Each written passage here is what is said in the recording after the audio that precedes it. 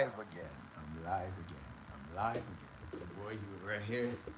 Alright, I'm live again. So I'm gonna finish this live where I started. Okay? I was talking about wellness part and I got disrupted because I had to leave right away. I had a quick call, I had to run. So I'm back. I'm not gonna be long, but I'm gonna let this live sit for a minute. So if you're going to be part of it, I'd be happy for that. So I'm gonna let it sit for a minute before I get started. I'm gonna be long after, but this would be a time where you can interact if you need to interact, because the previous sessions I've had earlier today, none of which had any interaction with my fans. It's time. We can get this done. I'm gonna finish this over for the day, all right?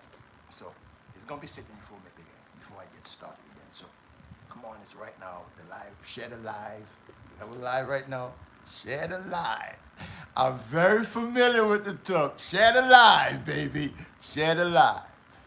I'll be with you.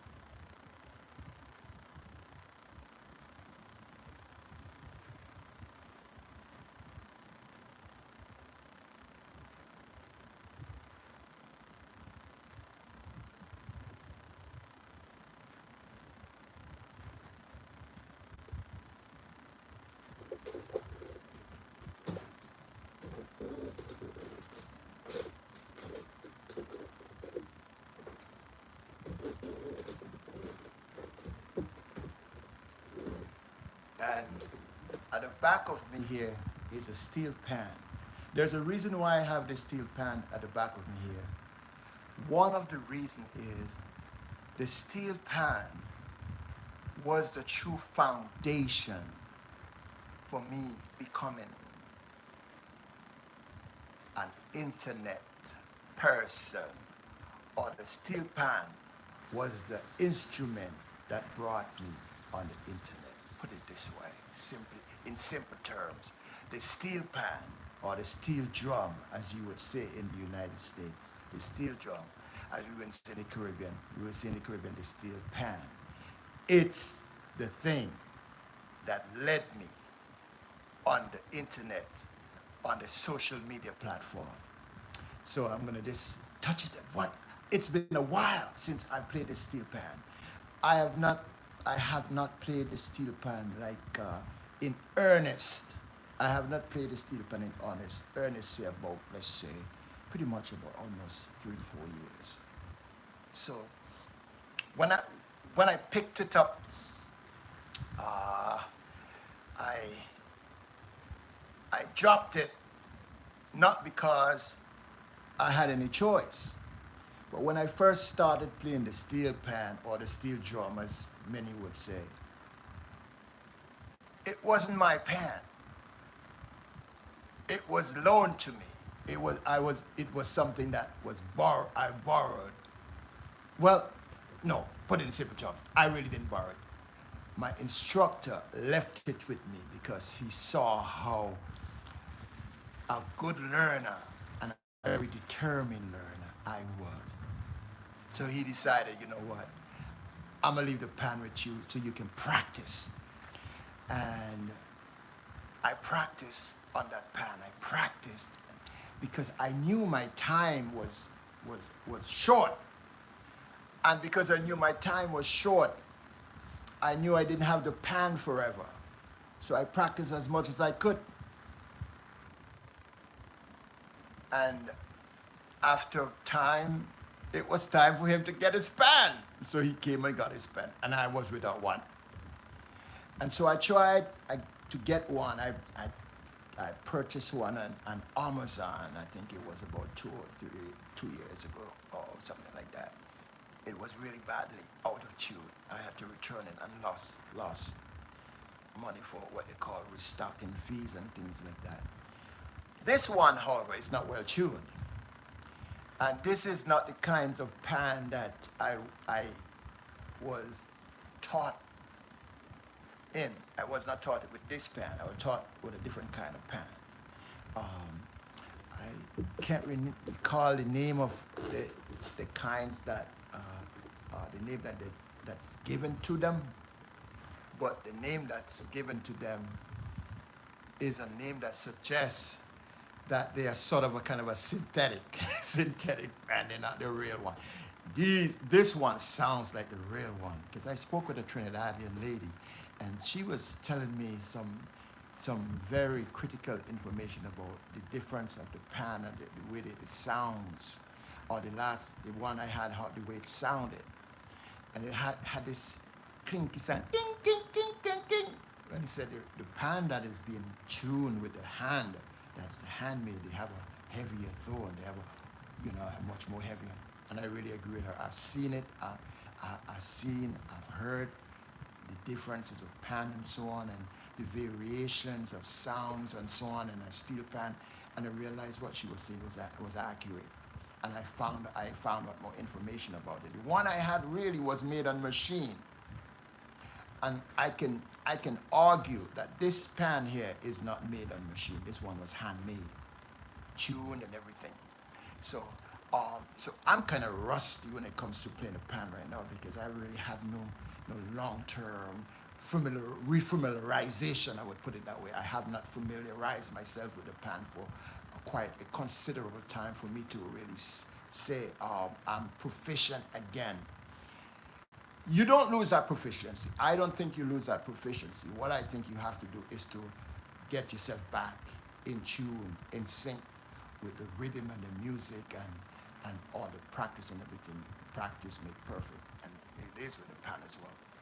So the steel pan is this symbol. It was gonna here not just for symbolism, but it's here because the steel pan is the thing that caused me to jump on the social media platform, and I am a lover of the steel pan, and so it's very hard.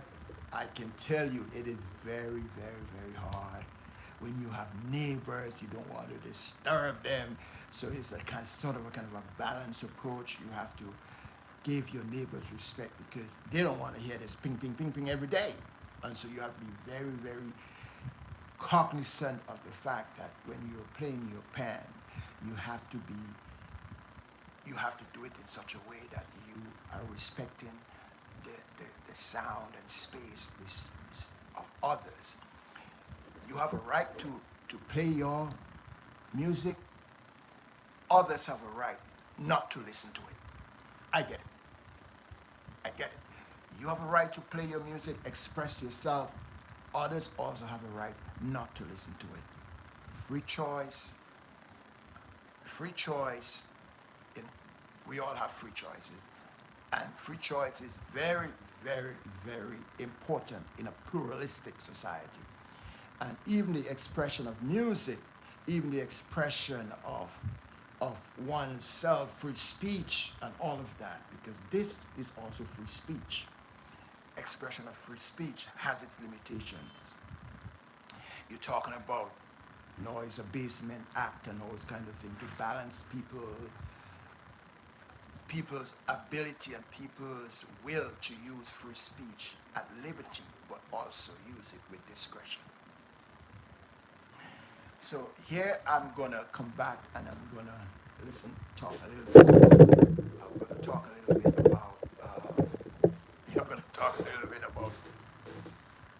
wellness part, this is where I stopped. I stopped at the wellness part. So the wellness part of health, fitness, and wellness is very critical. I think it is critical for anyone who is in pursuit of health, fitness, and wellness. The wellness part is critical because the wellness part will determine.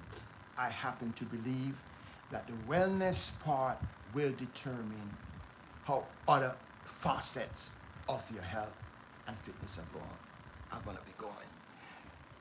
You have to be well to be able to exercise physical fitness. You have to be well to get your health in check. And so when your health is good, your health, it will tell you all about your wellness. And so your fitness will also tell you about your wellness. So they are three in one, and they are three-pronged. You have to go at it at a three-pronged approach. Health, fitness, wellness. Health, fitness, wellness. Make sure see your doctor. Some people will tell you you don't need to see a doctor. I beg to differ. You have to see your doctor. Some people will tell you don't take these medication. Don't take your high blood pressure medication. Some people will tell you don't take your diabetes medication. Some people might offer you some over-the-counter medication for sugar diabetes for people. Many people who are suffering from sugar diabetes. It is your choice to take those over-the-counter stuff, but you have to understand you need sugar diabetes that is so popular among so many groups in our society, so many ethnic groups, African American and the Black Caribbean people, we have a high incident, very, very, very high incident of sugar diabetes.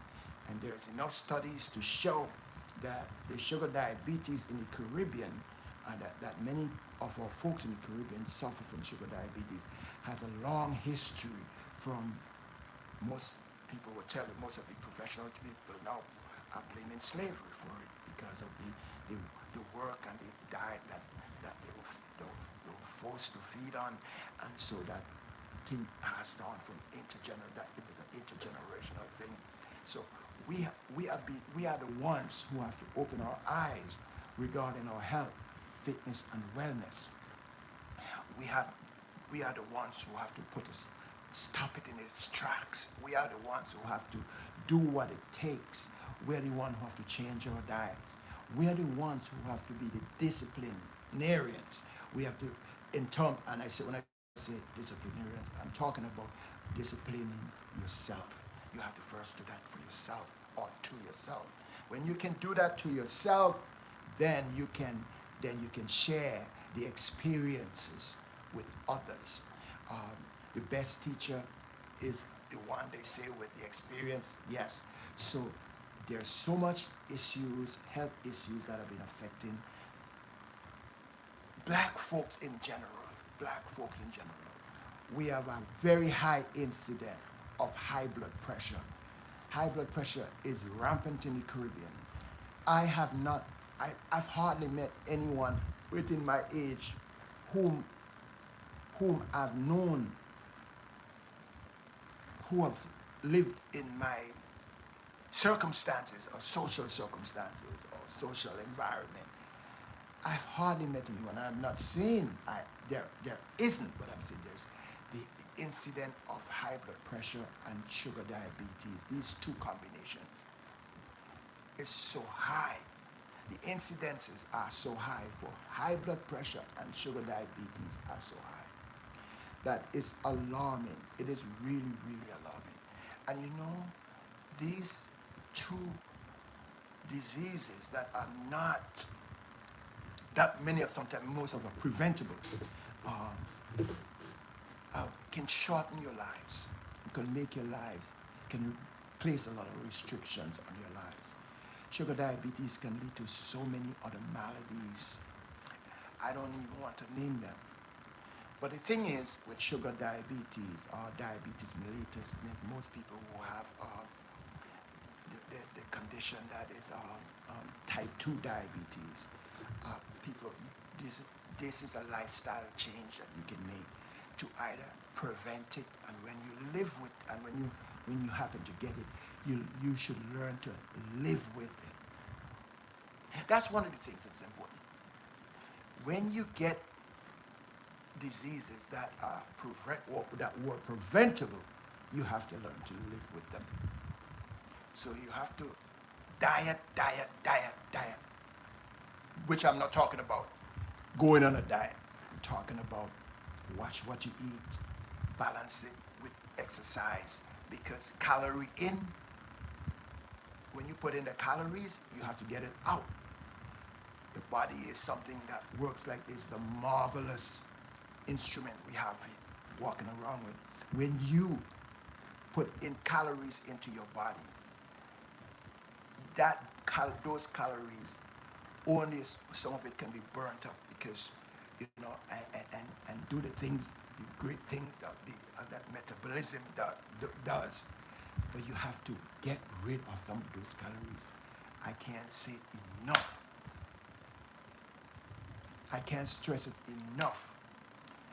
It's not going to come by wishful thinking. No, it's not going to come by wishful thinking. Or it's not going to come by some mere religious philosophy. It's going to come by practical means. From since time immemorial, humankind have been living and have to live with have been living and strive and have strove many times to live a healthy diet, healthy lifestyle. So if we don't watch what we eat, there's so many conspiracies today. I know there are conspiracies today, and especially with respect to the foods that we eat and the kinds of thing. But some of them are real. Some of them are real. So do whatever you can. Watch what you eat. Stay away from saturated fats, high saturated, high density cholesterol. Those foods, those foods with those heavy saturated fats. Stay away from them. Most of them are called artery clogging fat. I don't care how much you try to stop. I don't care how much is the last time you're going to do it, or this is the second time. Artery clogging fatty foods is really bad for you. You can clog up your artery. The doctor will put you on high cholesterol drug. No, listen. I am not on any cholesterol medication. And thank goodness. Because I happen to believe that if I follow what the doctor says, it can keep him away from me. I don't have to go to the doctor with this because of something that's preventable. There are enough things that can happen to you that is intergenerational. And so if you have genetic predisposition to certain even preventable diseases, there's little you can do if it really comes down on you. But the next thing you have to do is to learn to live with it. And then you have the big responsibility of your lifetime. Manage your illnesses, manage your conditions. You're not going to get it one day, I'm telling you. You're not going to get it one day. With a magic wand and say, oh, I'm going to be healthy today because somebody says so, or because my preacher says so, or confess it and you believe it. No, health doesn't work that way. Health has certain guidelines, and there's certain guidelines you have to follow. And yes, I'm going to tell you, oh yeah, I break them from time to time. Oh yeah. Well, I break them from time to time. But it's okay. You can break them, but don't stay there. Get up and move on and continue pick up from where you left off. Yes, pick up from where you left off. Because the more well we are with our health, fitness, and wellness, the longevity of our lives, I believe, and I'm sure there's enough scientific data to support that. There's enough scientific data to support that.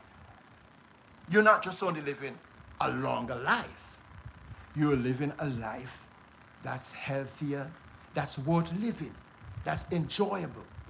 So you want to live a life that you want to enjoy. You don't want to live a life dragged out, and the quality of it in terms of your health, fitness, and wellness is very poor. You want to keep a steady footing on your health, fitness, and your wellness. So as your life continues, you enjoy the great things in life that there are to enjoy.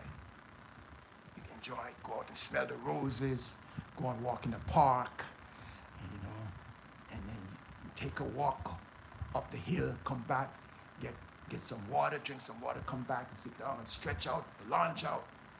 I mean, these are things that you can do because you have the ability to do them. So yes, the wellness component of the health fitness overall, of the wellness component, is a very, very major, essential component. And health, fitness, and wellness. I can tell you something. There's some people who might be physically fit, but they're not well. There are a lot of people, I think, who are physically fit, but they're not well. And sometimes, as I said in the earlier live session, physical fitness can go too far sometimes. Because what happens is, people enjoy that.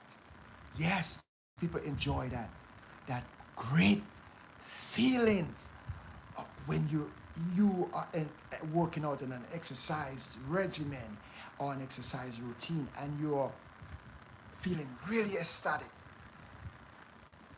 There are reasons for being ecstatic. Those endorphins that have been released in your brain give you that high feeling, give you that really good feeling.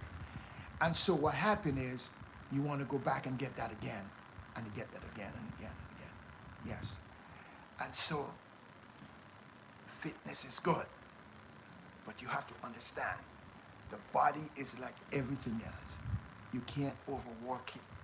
You can't overwork it in one area, because it's going to cry out to you. I tell you something, and I'm gonna take a break with this. I'm gonna see if I can touch the pan. I don't know if I can. I don't want to embarrass myself, but it's okay. I can embarrass myself on this live because I'm not gonna take myself this seriously, because I know that I did not play the pan for a very long time. So I'm gonna see if I can play anything, but I'm not gonna play it as a professional. I want to make sure you understand. Right.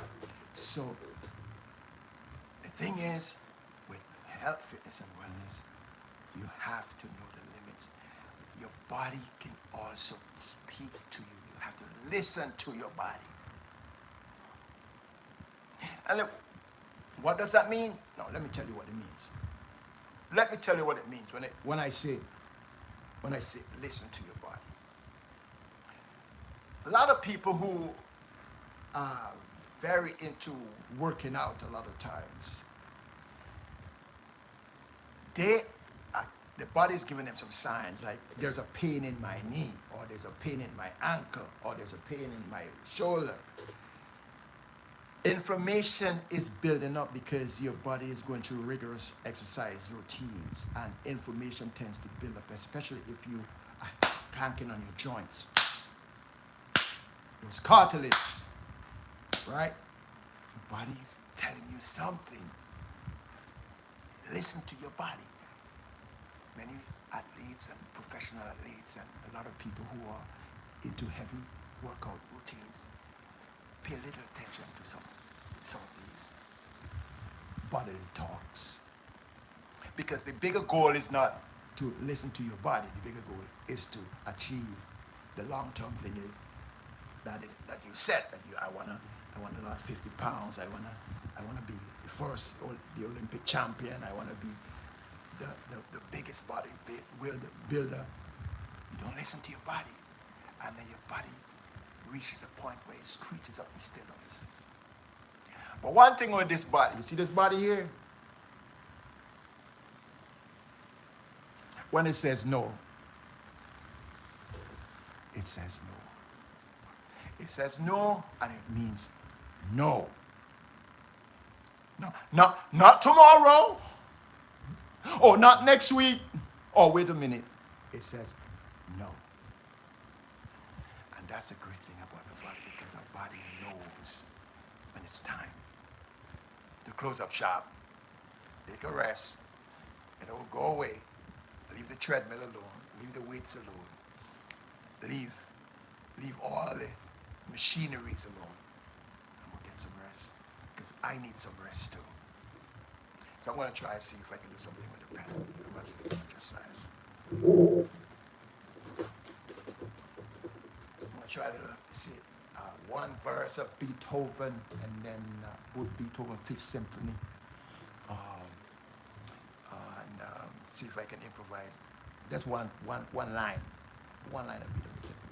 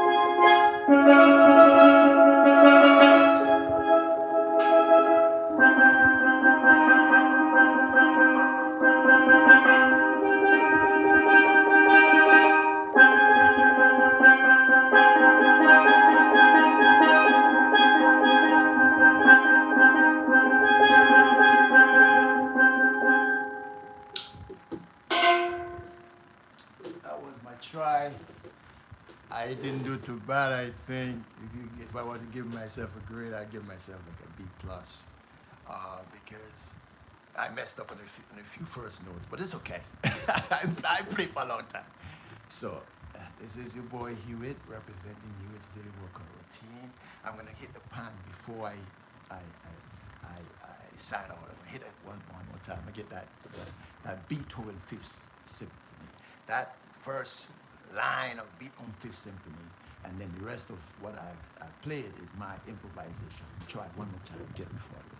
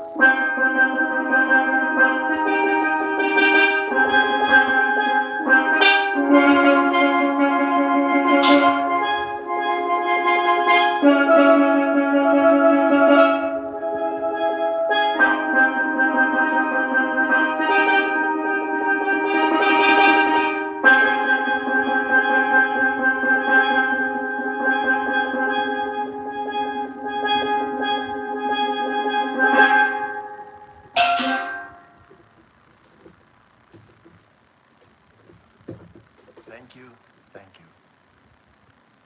Continue to watch my videos. Continue to give me the support. Give me a little thumbs up. It's your boy Hewitt representing Hewitt's Daily Workout Routine, or Hewitt's Health, Fitness and Wellness. I am trying to familiarize myself with this live, so I am doing things that would make me feel more comfortable doing live, because still I have a little bit of uneasiness about it. But the more you do it, the more accustomed you become. Like everything, practice makes perfect. So I am going to sign out. Thank you very much. All the best.